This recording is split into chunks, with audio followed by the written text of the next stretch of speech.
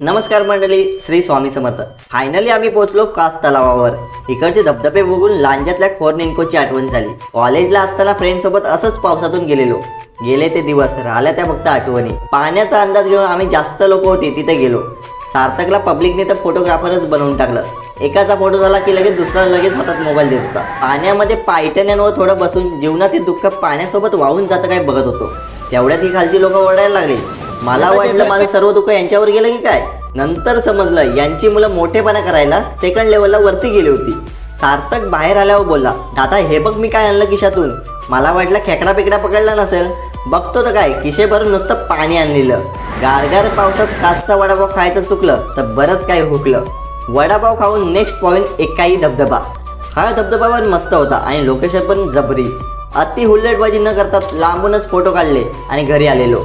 आज काकांनी घरीच मस्त अशी स्पेशल पावभाजी बनवलेली होती.